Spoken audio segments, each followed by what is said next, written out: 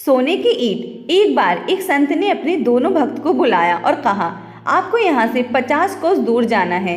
एक भक्त को एक बोरी खाने का सामान से भर कर दिया और कहा, जो लायक मिले उसे देते जाना, यानी रास्ते में जो भी मिले, अगर तुमको लगता है कि वह भूखा है या उसे खाने की ज़रूरत है, उसे इस बोरी में से खाना निकाल कर देते रहना।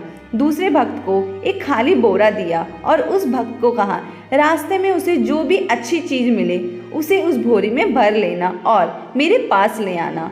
दोनों निकल पड़े। जिसके कंधे पर सामान था, यानी जिसकी बोरी में खाने का सामान था, वह काफ़ी धीरे धीरे चल पा रहा था क्योंकि उसकी बोरी काफ़ी भारी थी, और दूसरा जो भक्त था जिसकी बोरी खाली थी, वह बहुत ही आराम से चल रहा था और मज़े में चल रहा था।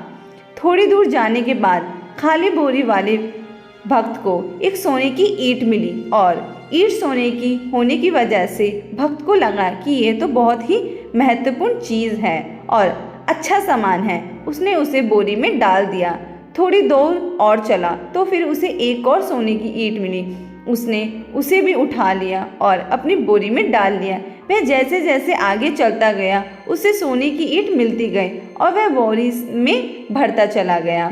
और एक समय ऐसा आया कि जब बोरी का वजन इतना ज़्यादा बढ़ गया तो वह उसे संभाल भी नहीं पा रहा था। उसका चलना मुश्किल होता जा रहा था और सांस लेने में भी तकलीफ हो रही थी। और दूसरा भक्त जैसे जैसे आगे चलता गया, रास्ते में जो भी मिलता उसे बोरी में से खाने का सामान देता गया। धीरे धीरे बोरी का वजन कम होता गया और उसका चलना भी आसान होता गया।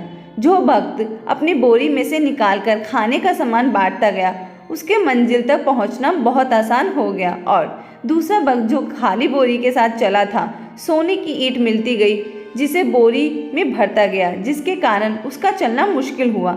धीरे धीरे बोरी का वजन इतना ज़्यादा हो गया कि उसे कंधे पर रखकर चलते चलते उसने रास्ते में ही दम तोड़ दिया। दोस्तों, यह कहानी उन लोगों को एक सीख देती है जो हमेशा पैसे के पीछे पड़े रहते हैं। हमारी ज़िंदगी का मकसद सिर्फ पैसा कमाना ही नहीं है, लेकिन आजकल अधिकतर लोग पैसे कमाने के चक्कर में गलत रास्ता पकड़ते हैं और कई लोग तो काम करने के चक्कर में उनका स्वास्थ्य इतना ज़्यादा खराब हो जाता है कि वे ज़्यादा उम्र तक बच नहीं पाते हैं।